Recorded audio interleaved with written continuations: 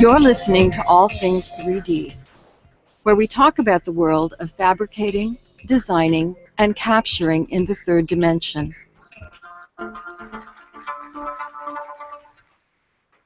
Okay, I'm here today to talk about the clinical application of virtual reality.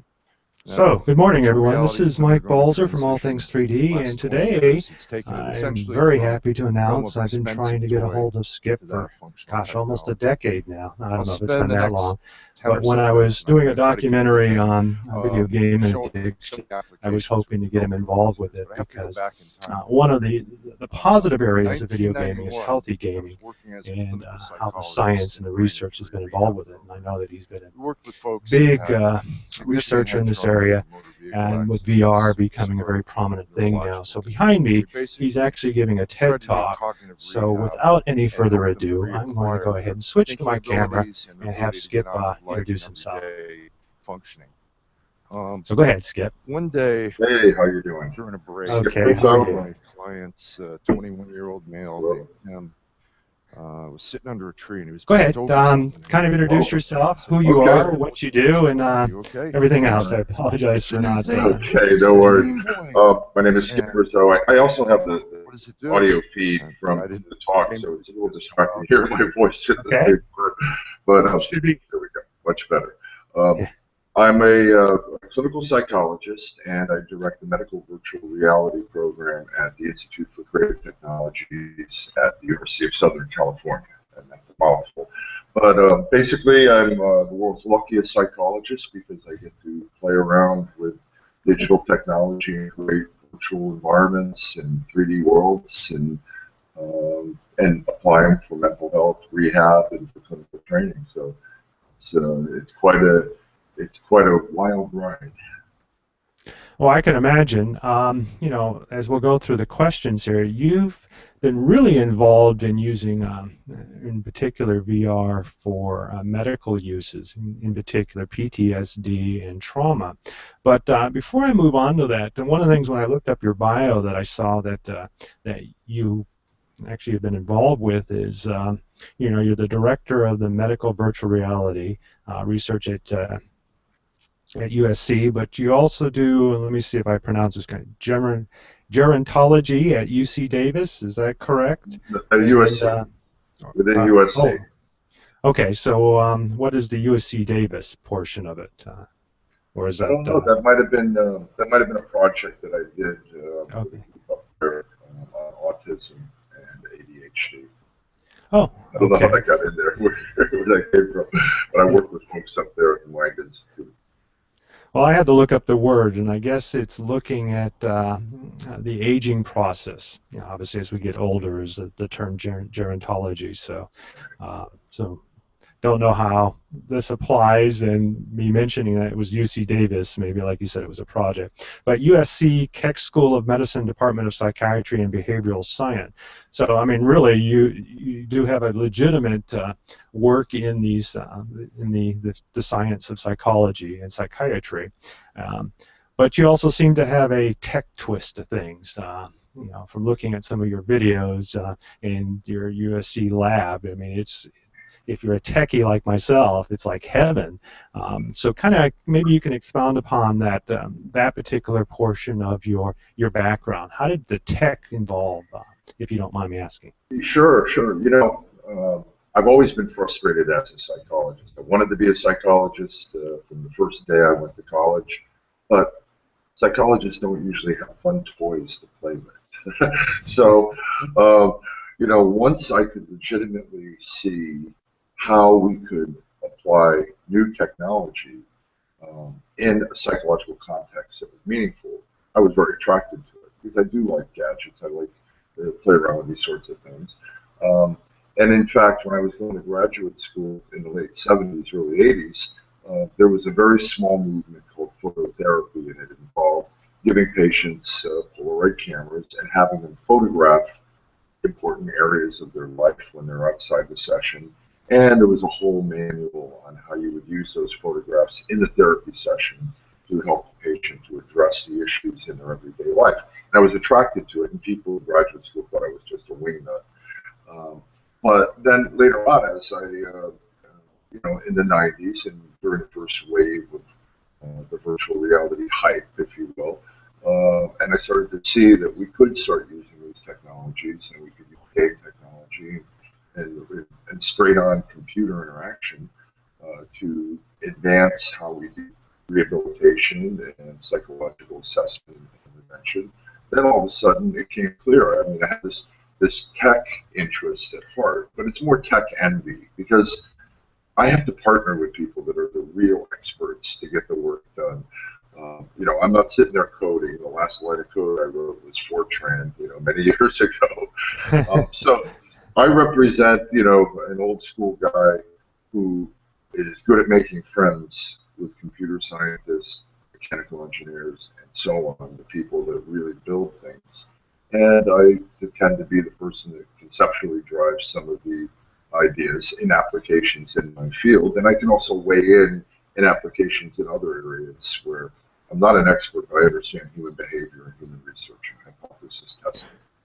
Well, I've done several of these type of interviews. We've had artists as well as experimenters and researchers and programmers.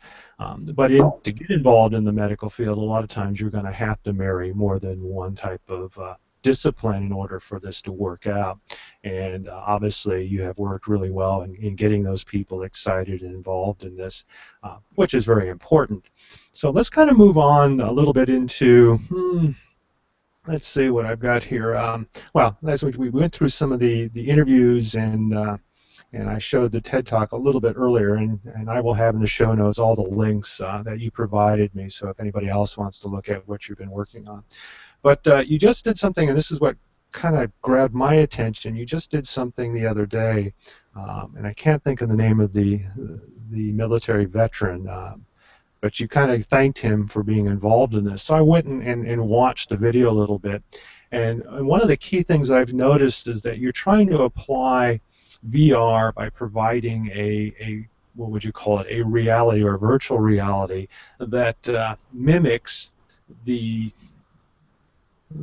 what would you call it, the world or the imagined world of the individual who may have trauma or PTSD, and utilizing that in a safe environment. Obviously, I noticed here that you had a very calming voice, and I think that's probably very integral to this whole process. Could you kind of go through a little bit of how that works for you? How can a person put on goggles and then find themselves back in the environment that created the trauma for them? How can you coax them into a more soothing environment, and that this, I don't know if you want to identify it as real or not real, but how they can relate to it. I've heard people say, well, if you reintroduce these traumatic experiences again, all you're doing is reinforcing it, and you kind of touched on that. So I'm going to give you the opportunity to kind of talk about how this is different, and what are you doing that kind of coaxes people to feel that they have some control over this. Go ahead. Well, our work with PTSD really tries to deliver what's already considered to be an evidence-based approach for the treatment of PTSD, trauma-focused exposure therapy, prolonged exposure, and to do it in a more systematic and maybe a more potent fashion using VR, to be able to do it in a controlled fashion. Basically, the premise is, and admittedly it seems counterintuitive at first blush, but what you do is you put the person back in a virtual simulation of something that resembles, it's not an exact replica, but it resembles the setting in which they were traumatized. And you do it gradually, and you help the person to confront and process the very difficult emotional memories that they experience in that context. They're not passive, they're not just sitting looking around in the headset. They're narrating their story as if it's happening in the first person right then and there. And the therapist has a control panel, like a Wizard of Oz control panel, that can adjust the time of day, the weather, the lighting conditions, the ambient sound, all in real time, and can make a helicopter fly over, ignite an IED, and do a lot of the things that help to resemble the event. Now, by doing that gradually and systematically, as you see in the video here, the patient is up in the turret at this point, and this fellow's name is Chris Merkel, somebody I admire greatly for his courage, not only on the battlefield, but off the battlefield upon his return home, the good work that he's done. But he's in a situation where he's telling his story while the simulation is going on. And the premise is basically conditioning and learning. The idea that instead of avoiding something that is painful or fearful or anxiety producing, where you get a temporary sense of relief and hence you're reinforced for that avoidance, you confront your fear. And as you do that repeatedly in a safe, supportive environment, the therapy room, with a good, well-trained clinician, that eventually the patient becomes empowered talking about these things. The conditioning between the stimuli in the environment and the real world no longer signify danger. This content no longer is associated with danger. It is, it's safe, and it takes time. It's hard medicine for a hard problem. There's no doubt about that. But if you don't address the trauma directly, you're not going to get good clinical outcomes. All the evidence-based approaches to treating PTSD involve this trauma focus, whether it's cognitive processing therapy, where you write a story about your experience and use that story in the therapy, or EMDR, where you use eye movements while you're recalling the events. All these treatments involve a direct confrontation and processing of the traumatic event, not avoidance. Okay, so I think the term is efficacy. I know that in 2010 you won an award for your research, and so I'm assuming that the efficacy of your studies and your research and the application of it has been very successful. The fact is that you're introducing more senses to it, the visual, instead of just for the person to kind of talk it out, to actually apply a scenario that they can go back to, and with somebody there to work with, I think is important. Well, I haven't actually experienced it myself, other than from more of a hobbyist perspective. But in reading your stuff, I could see how this could benefit because you're bringing more senses into it. Do you also provide audio, or is it just specifically visual? Is it both the auditory as well as video?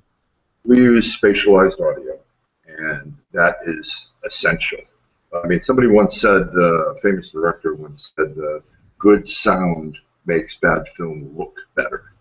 And it is true in VR as well, that the sound adds something to the bare visuals. I look at the visuals as setting the stage, but I find that the sound really drives emotion. When somebody hears an IED or the sound of an AK-47 incoming, or a helicopter buzz over.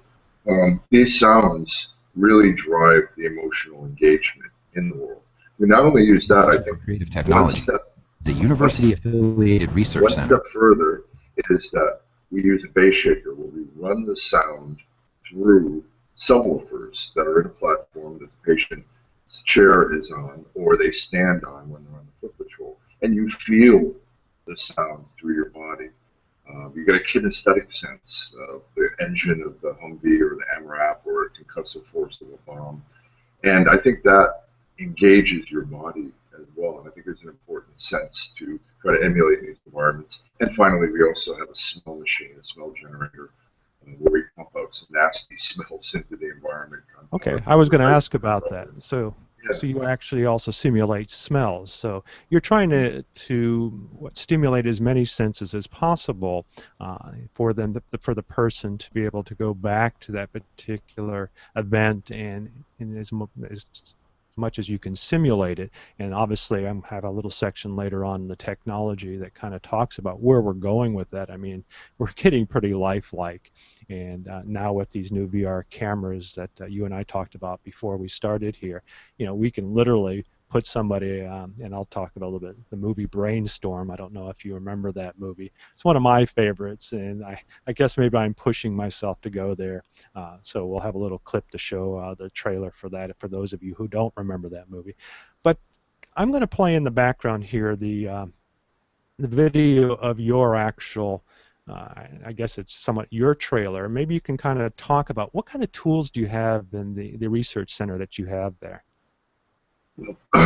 we're an Army UARC, a university-affiliated research center, so we do a lot of work for the U.S. military, in addition to the civilian work, of course, that we all do as university professors and so on. And what you're seeing here shows a range of the different groups that work with us. We focus a lot on virtual humans, like you're seeing right now. That's an online intelligent agent that you just saw. And we experiment with understanding how people manipulate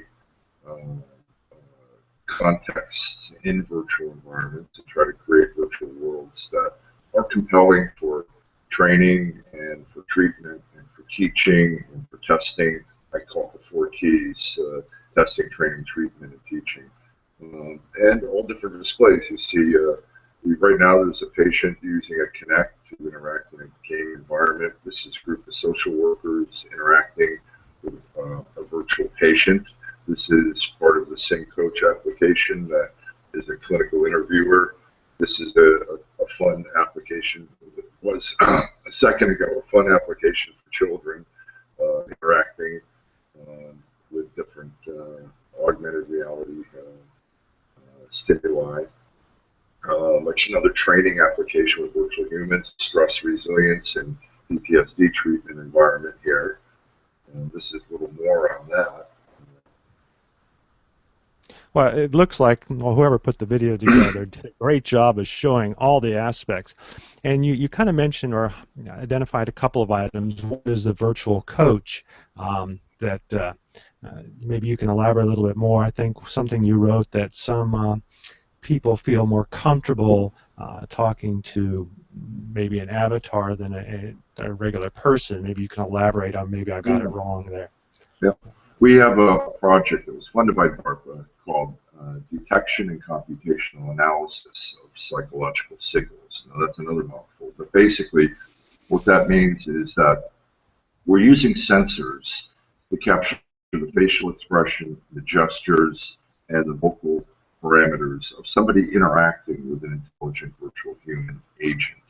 Now this is a software-driven character with some level of understanding AI. emotions and Here we go. You can see the face capture there. That's captured with a webcam in that clip there.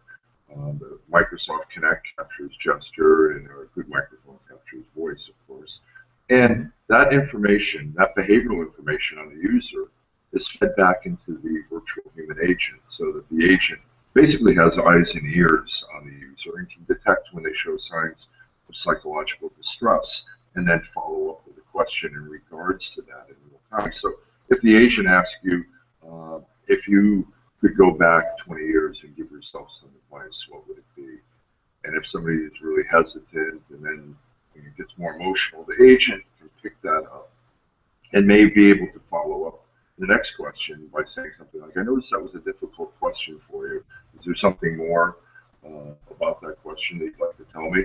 And not only can the agent in real time update, but we can quantify those signals over the course of a 20-minute interview and get a pretty fair measure of someone's psychological distress, whether it's their vocal pitch varying normally, or they look down when they're asked a question and they hesitate or stutter, or their facial expression is flat or more negative.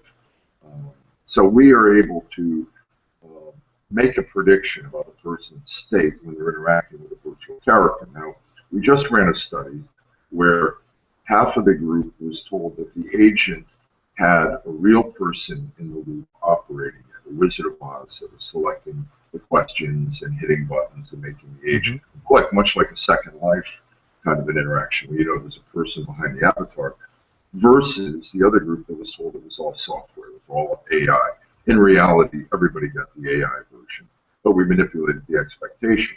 And so what we found was that when people thought they were interacting with just software, they were more forthcoming, they were less concerned about impression management, they revealed more sad details, and in general, when interviewed afterwards, they said, I felt more comfortable because I didn't feel like I was being judged, that I was able to talk freely because it was just software and it wasn't a person.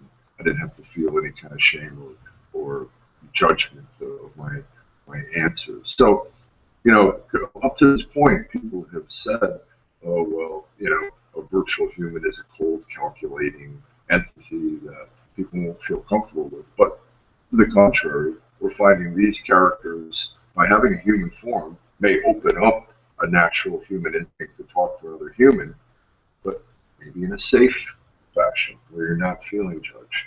So this opens up a lot of opportunities. We ran a study with a sample of service members that went to Afghanistan and came back, and we got them before and after with the character. And we're now we're trying to assess if we can detect psychological difficulties when they return. And now we're running that same application with a sample of people who've experienced sexual trauma going through therapy, where they interact with Ellie, that's the name of that character, before they meet their therapist, and they go through a clinical interview halfway through treatment, and at the end of treatment, hopefully we'll see positive changes in their behavior as they get better at therapy. Yeah, I just did an interview about a month ago with a guy who does animation and facial capture. He's from the Netherlands. In fact, you might be using some of his software, Brekel.com. If not, you should look into it, because he's done some really good work in providing capture, both facial as well as body animation, and they're reasonably priced. But he also worked with a group, let's see, called Sweetie 1.0, where they mimicked a child to, I guess, seek out and find pedophiles around the world. It's obviously a huge issue, and I was really astounded, because I originally just wanted to interview him because of his usage of using the Kinect either 1 or 2 for facial capture and body motion, and found out he was involved in this project. So that really was a very interesting episode. But let's get on to, you're using this information, this capturing process, and did I understand correctly you're using AI? Is that part of the research where the AI is actually taking a look, or taking the information that you're capturing, both the audio and the motion analysis, to determine the questioning? And are these pre-selected questioning, or is the AI actually forming their own questions based upon this would be, yeah, this would be AI light. Okay, this is not where it's an actual real thinking machine and formulating new hypotheses. We've predetermined what kinds of signals, from running many hundreds of people through various iterations of the system, and we've developed a model whereby when we detect something, then the agent adjusts into a different mode. So it may be in a questioning mode, or it may be in an empathetic mode, or it may try to build rapport by looking at your head movement and nodding along with it. You know, the synchrony of engagement and sometimes mimicry, you know, sometimes makes people feel more comfortable. And so we're really exploring that. I see a day when there will be, you know, the hard AI added into the mix here, where, you know, it will raise the bar quite a bit in the character's engagement with or the user's engagement with the character, because the character will act more like a person interacts in an engagement, but maybe in a better way, maybe in a way that's healthy to support an interaction that's perceived as less judgmental, and may, instead of trying to spout off advice to the user, may reflect back, like maybe how a good therapist unlocks a person by asking certain questions or reflecting back to them what they just said, in order to engage them in a more reflective conversation. Mm-hmm. Well, you know, it's obviously all very interesting that I've read about it, and obviously did some research in the past for our own seminars and so forth. But I'm glad to see that we're applying some of these tools. And I just saw, I don't know, maybe a post that you wrote that you had gone to a local, what do you want to call it, VR group in your area, and you saw that there wasn't really a lot of medical going on. So hopefully people will be able to watch this and say, yeah, it's there. You know, just go out and look for Skip, and maybe he can move you in the right direction. Obviously, he's full of ideas, and maybe he can show you more. But let's kind of talk about that now. I mean, we talked a little bit about the psychological perspective of it, but let's talk tech now.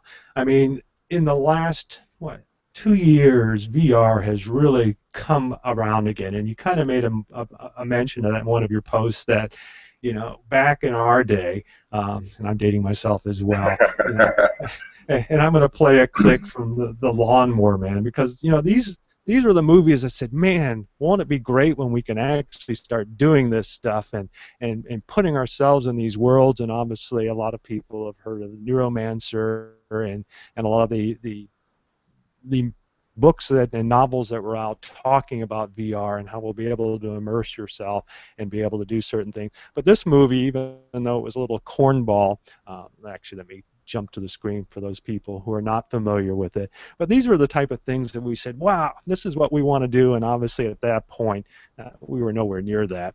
And in fact, the only thing I remember is that was it Dave and Buster's had a video thing. You donned some glasses and what was it, Triceratops or something like that, but it was very crude, but that gave people an opportunity to see it. But then everybody was hoping that they would be able to get into it.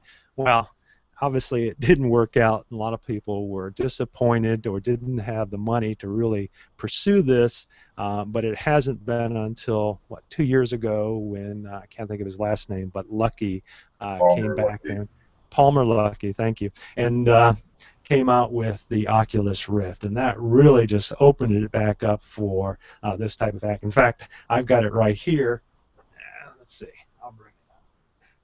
My first DK1 kit,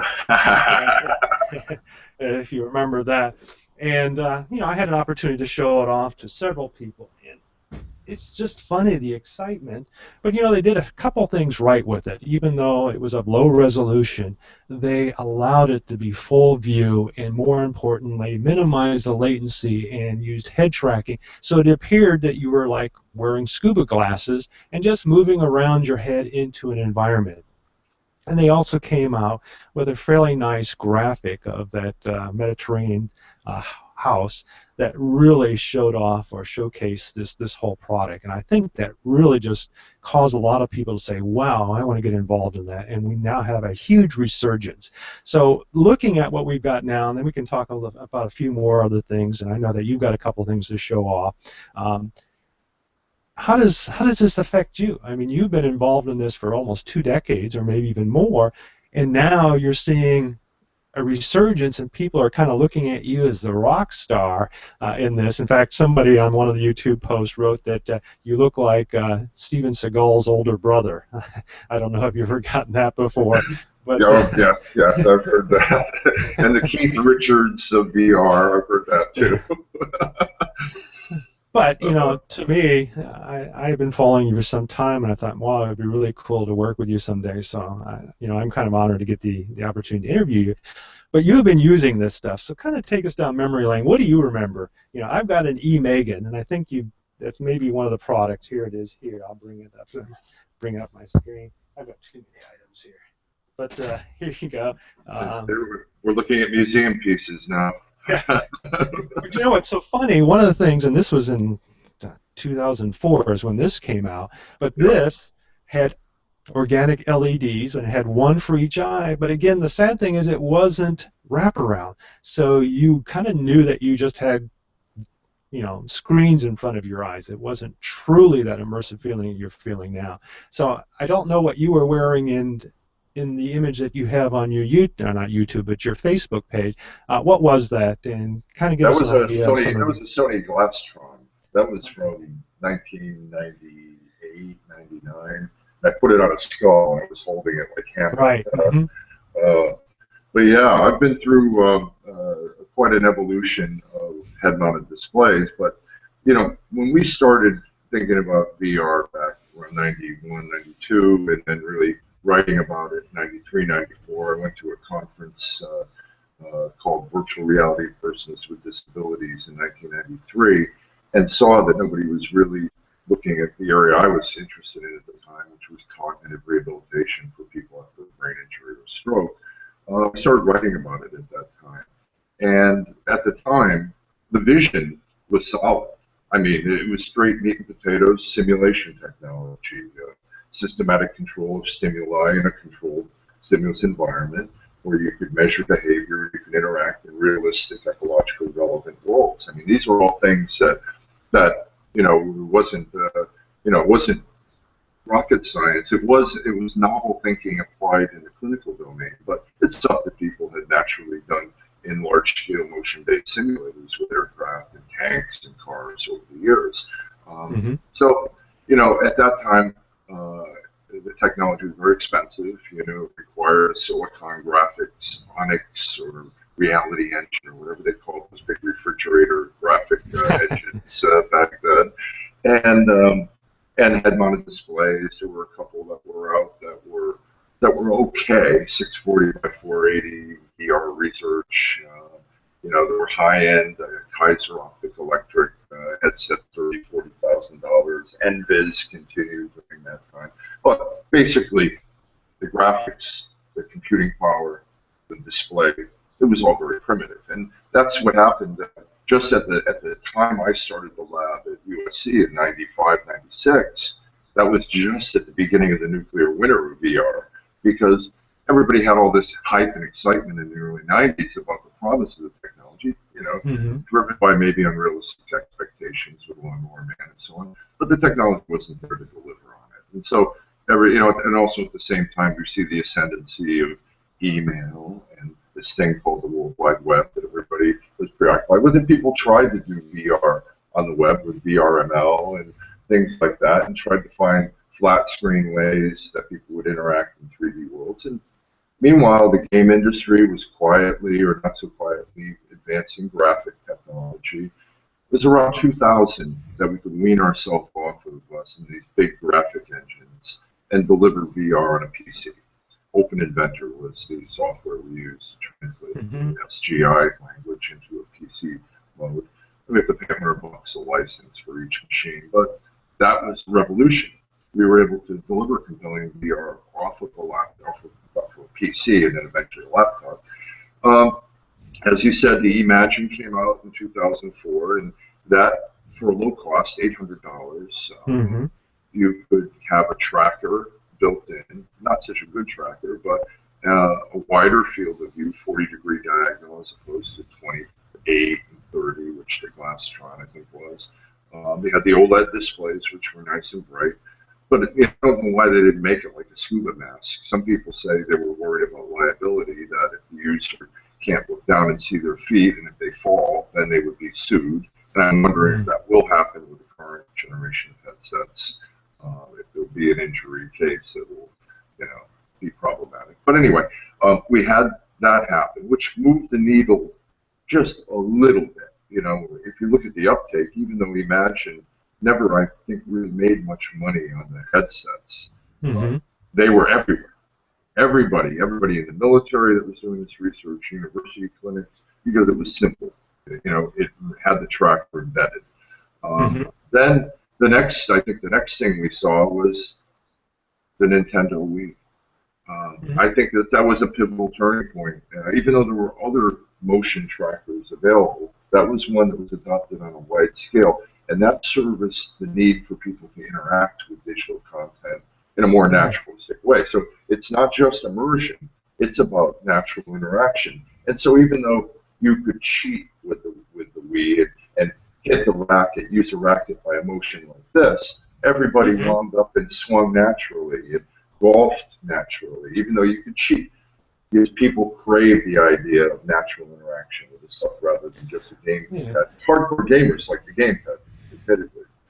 The next step, Connect. The Connect, full body tracking, and it showed that commodity off-the-shelf tools could foster natural interaction. And then I would say the next step was the Oculus, and that showed that we can have a comfortable headset at a low cost that had the built-in tracking, the wide field of view. The resolution in the first kit wasn't quite there, but we knew that would get better. And that's what's led to now the second wave of VR. Now you have the Leap attached to the Oculus, so now you can actually see your hands interacting. And this is a DK2 as well. Yep. And we have a couple of applications that run with that configuration. And adding your hands into the mix to interact with graphic content with that system adds another level of engagement. So it's the merging of good immersion with natural interaction, and that is at the essence of real, high-level VR. I still believe World of Warcraft and Call of Duty, those are virtual reality environments, but they're delivered on a flat screen and you use a keypad or you use a gamepad and all that. I think VR now is the natural interaction part. So are you familiar with the, geez, let's see if I can remember the name. Well, I know the name of the product. It's called STEM, and I just did an interview about a month ago, and it's way behind on its Kickstarter. But essentially, like the product before, the Hydra, it allows you to use a magnetic field to interact in an environment. And they just did a huge CES demo in their private room, and it's been getting a lot of attention. Sadly, there's still some technical issues, and they're dragging, I wouldn't say dragging their feet, they're probably working as hard as they can to get it out. But I see that working. But I want to show you something, and I'm going to toot my own horn here. You talked about the Kinect. Well, you may have seen the Microsoft HoloLens as a potential starter. It came out of nowhere. But something I'm working with a group in Occipital, and I don't know if you can see the headset here. This is a prototype headset using their 3D sensor called the Oculus structure sensor. But instead of capturing like what I do right now with 3D, I have now incorporated either in an iPhone 6 or 6 Plus, and they're working on the SDK right now, that allows you to, as I call it, environment awareness. It maps out the room in real time, and it is fully mobile, enclosed. And I've got this prototype, and I'm also using the Gear VR, and I have a magnetic mounting system. So we're working kind of quietly on it. They've got a tablet version that are going to release a game out shortly, but the ultimate goal is to attach it to a headset, and then you can literally walk around in the environment. And it's very reasonably priced. The sensor itself only costs $375, and then the iPhone, depending on if you bought it through, your phone service or even outright, you're still looking at $2,000 at most for a fully mobile package. So, like I said, tooting my horn there, and we do have the Microsoft HoloLens coming out, and then I think I saw one of your videos. You were actually using the Gear VR by Samsung. So we're now taking, one of the things I wanted to show off with my system here, the DK2, look at all the cables on the end of this. You're not going very far with that. In fact, when I was at the Real 2015 at Autodesk, about a month ago in San Francisco, one guy literally had a backpack with a laptop on it with all the cables hanging out of it to create a mobile environment. Right. So, yeah. And, with your group down there, obviously you've had an opportunity to play with some of this stuff that I'm showing, and you kind of look surprised on my little product. So hopefully, I can get you in touch with Occipital and maybe get you a version there, I think. But I see tremendous opportunities for rehab and psych-apps with that. I'd love to play with that toy. Okay. Well, I'll get you in touch with them, and then maybe you guys can work something out, and then I'll get you a prototype of my headset, and then we can play with that. But, I mean, what is your experience with detaching? I mean, it's one thing to be able to don a headset and be in a chair, but imagine, they've got this platform that allows you to stand and run in now, and I don't remember the name of it. That's going to be reasonably priced. But again, you're still, even though you're moving your feet, you're still in one location. But now with the Gear VR and these mobile opportunities with the higher resolution screens, have you had a chance to play with that? Well, this is what we're doing now, and as you see, I have my gear here as well. And what's your headset? Is that the Gear VR, or is that a different? Okay. Yeah, this is the Gear VR with the Galaxy Note 4 phone in it. And I find this remarkable. And excuse me, I think this is going to be really the future. Nobody wants to be tethered, and you see this. Even with the effort that Valve Steam has made now with their headset, where they've got two cameras that you can put 10 feet away, and now you can start to navigate in the room and have full 6 degree of freedom movement, but you're still tethered.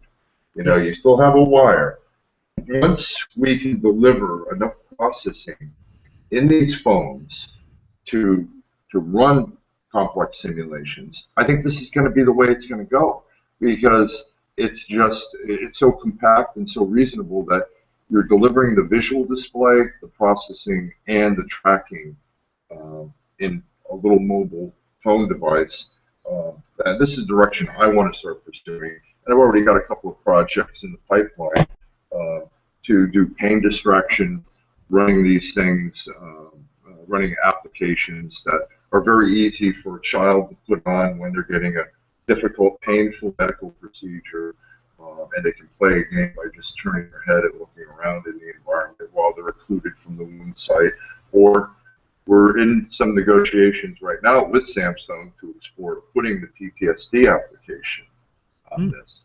That's a real technical challenge because we have to run we have to really think about optimizing our software to be able to run in this, and then we have to have a Bluetooth connection so that the clinical controller can update what goes on in this in real time. That's a key element. But there are a number of other applications I can't talk about that we're exploring that I think this is really, really where the future lies. Although I don't want to be premature. I think I'm very excited about this, but I also think when the Oculus and the Hive and all these others really become more available, people will still have the cord and be playing around and getting to know virtual reality. But eventually, it has to move to a wireless solution. Yeah. That's just well, the Gear VR, and like I said, you've got the ZR1 that I just showed, which is it's not. Who's the big Zeiss? Zeiss is the name the moniker that they use with it, but it's also important that they provide functionality for the iOS environment. You know, right now it's mainly Android, but there are a lot of iOS devices, and there's what they call Scene Kit, which is the development for doing gaming on iOS. Plus, as you're probably already aware of, there's the Unity engine as well as the Unreal engine that have come a long way in the mobile market and optimized for it. And I'm assuming that you're already working with that as well. So from my perspective, since the structure sensor works only in iOS currently, I'm really pursuing that aspect or the iPhone screen. Yep. And like I said, I will get you one of these so that I was not aware that you even knew about it. But yeah, I think you're going to find it pretty exciting. You don't have to have stationary items in the room to determine where you're at. It will know where all your walls are. It will know where all your chairs are, and it will allow you to map it. So it's pretty neat. And I became really excited when I got a sneak preview. Like I said, I do development, and I'm under NDA as well on some of things, but I really want to push this out there because I think it's exciting, and we have all the technology now to do it. But on that note, let's kind of move into something else, and you alluded to it in one of my conversations, and I'm going to bring it up. And first I'm going to bring up this little brainstorm little trailer. Make sure we don't have sound running behind it, but I remember this movie. Maybe some of our younger listeners have no idea what this is, but this is the trailer for the movie called Brainstorm. And if you remember, this had, gosh, what was his name? No, I've forgotten it. Christopher Walken. Yes. And then also, sadly, the last movie, and I can't think of her name, that had some controversy. But what I thought was so cool about it is Natalie Wood, thank you, is the research that went into this. You know, it made it very science-oriented, and then they actually gave demos, you know, kind of like what our world is like, you know, in front of a board. And here they're showing these pretty much this camera view, and they're wearing these goggles, and obviously, and being perceived by this one individual.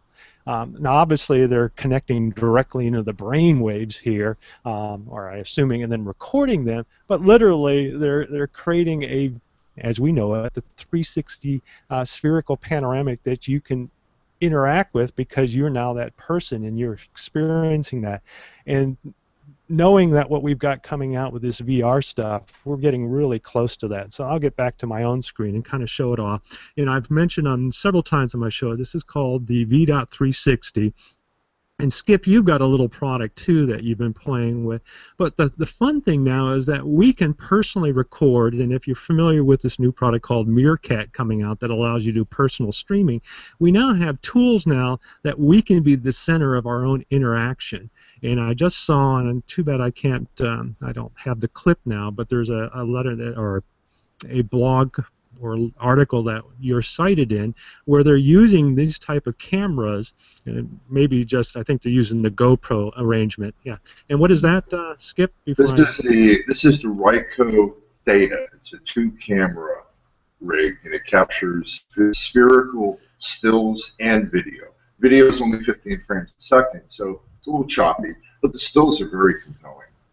Yeah, and it creates a spherical world, and if you're in a VR, you can then send those back into a gaming environment as, let's see, I can't remember the term now, but essentially you can wrap yourself in an environment, and it becomes very useful also even for just the static. But the fact is, and I do have a couple up on YouTube, if some of them I put it in the links in my previous show, but you can now look at things from a different perspective. You as an individual can go back and look at the same videos that you remember recording because you're only looking ahead, but now you can look at everything going on behind you. And it's really funny because I've had the experience a couple of times where there was this individual that I kind of had a sense may have been doing something behind my back. And now I can go back and look at what that person was doing, and sure enough, I mean, he wasn't doing anything bad, but he was like curious because I had this little camera, what it was, and they were like peeping around my shoulder, and you know how you get that sense of somebody's doing something behind you. Well, now you've got something that actually eyes behind your head now. So I think that was kind of neat, but you can look at things from different perspectives, capture things. So I think now that YouTube and Facebook are going, and actually YouTube has it now, but Facebook is launching the ability to look at VR stuff, or not VR, but panos and spherical panos. I think that's just the next step with providing even more interaction. But getting back to the video real quick, they used this this version that required multiple Go cams, or enclosed in a spherical image, and they put it in the presence of an emergency victim, so that way they could record the entire event of how a trauma victim who's coming in the emergency room would perceive things. So now they can play that back, and you can now be that person. So you have a first-person view of what it's like to be in that situation. And I don't know how that's going to play out, but I think that's an important perspective here. And as I mentioned in one of my questions to you, imagine having the ability to record an event like jumping off a cliff or interacting with spiders, where a person literally dons on the goggles and can react pretty much in high-quality video of what you're experiencing, and your hands would be out there. Have you experienced this already? Have you done something like that, Skip, or is this something new or has a lot of potential? I think this is going to be where the field goes in 2 directions.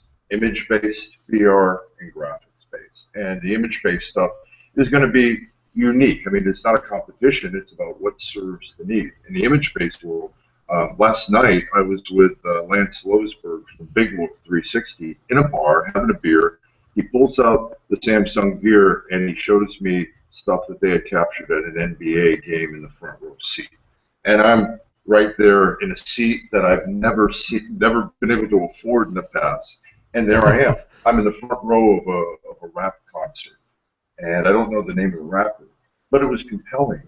So to be able to put people in environments that they wouldn't ordinarily be able to get to, that's pretty compelling. I've tried a number of these where a camera was put on a weather balloon, and you see it, you get the view of it lifting off, and then it fades to black, and now you're a mile up, and then finally you're up in the stratosphere, and you're looking at the curvature of the Earth, looking in 360.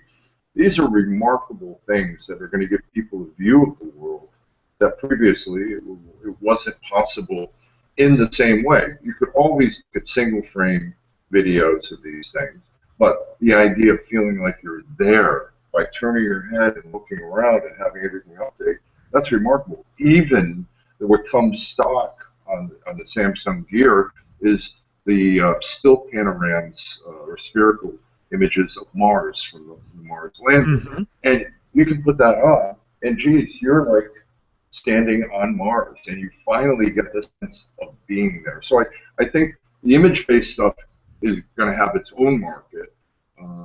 Meanwhile, the graphic-based worlds and the interaction, because the image-based stuff, you're more passive, you're an observer of a captured space. Whereas the graphic worlds, now you've got a little bit more interaction.